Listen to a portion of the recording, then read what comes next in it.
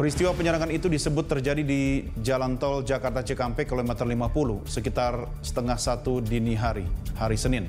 Polisi mengaku membuntuti rombongan Rizik yang menuju ke suatu tempat.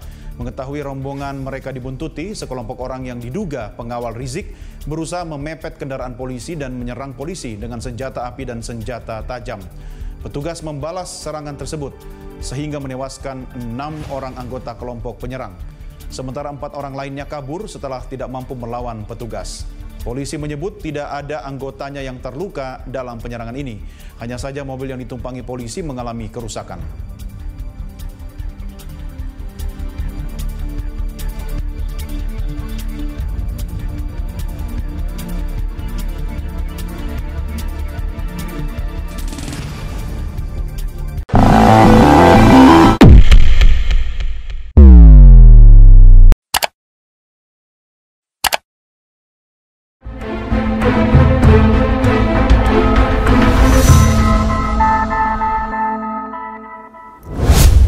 Assalamualaikum warahmatullahi wabarakatuh.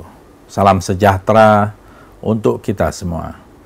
Saudara-saudara, hari ini 7 Desember 2020 kita mendapat kabar yang sangat mengejutkan. Ada 6 orang wafat, meninggal, syahid, anggota Front Pembela Islam. Itu diumumkan oleh Kapolda Metro Jaya siang tadi, dan saya membaca beritanya. Ini sebuah berita mengejutkan karena ada 2 informasi yang sangat berbeda. Informasi dari pihak kepolisian dan informasi dari Front Pembela Islam. Informasi dari pihak kepolisian mengatakan bahwa mereka sedang membuntuti, mengikuti iring-iringan dari mobil yang dikendarai oleh Habib Rizik Syihab dan para pengawalnya. Dan kemudian terjadi tembakan-tembakan. Dan mereka kemudian menembak balik, 6 orang meninggal. Itu versi polisi yang saya baca di dalam berita. Versi FPI mengatakan Habib Rizik Syihab dan keluarga sedang menuju ke wilayah Karawang Timur, paling tidak itu di tol Karawang Timur, dan dihadang oleh orang tak dikenal. Artinya orang itu tidak menggunakan identitas atau seragam. Kemudian mereka menembaki mobil dari para pengawal Habib Rizik. Dan kemudian mereka diculik, tidak diketahui keberadaannya. Bahkan ada berita sebelumnya mengatakan tidak diketahui keberadaan mereka. 6 orang dari anggota Laskar FPI ini. Kemudian kita ketahui juga dalam rilis yang saya baca bahwa Habib Rizik bersama keluarga dekat, keluarga inti, hendak melakukan pengajian terbatas bersama keluarga inti.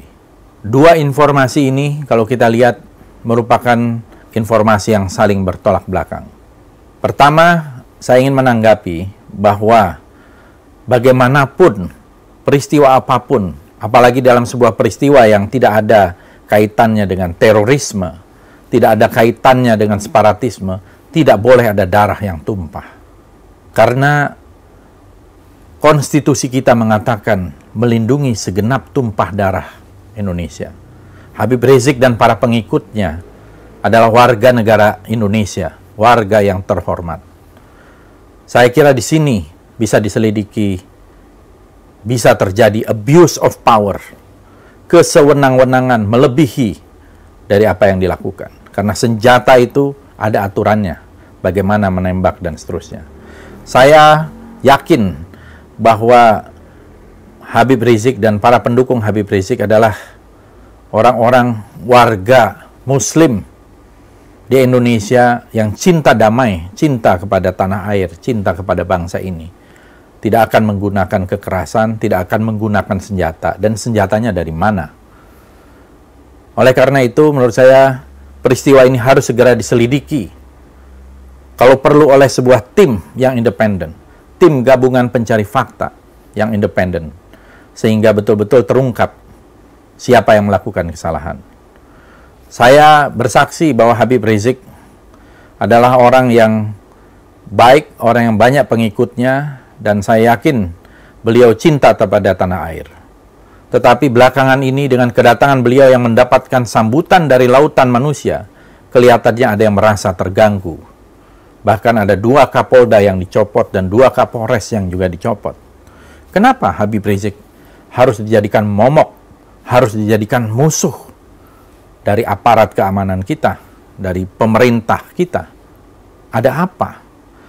Saya melihat Habib Rizik dicintai oleh banyak orang. Tidak mungkin ada yang menjemput datang bersusah payah ke bandara sebanyak itu. Lautan manusia, ratusan ribu bahkan jutaan. Tidak mungkin orang mendatangi Habib Rizik ketika di Mekah. Para jamaah umroh, para jamaah haji datang ke rumah beliau hampir setiap hari, ratusan orang. Dan juga didukung oleh ulama-ulama yang ada di Saudi dan juga di Timur Tengah. Ada apa dengan aparat penegak hukum kita? Kenapa berusaha mencari-cari kesalahan?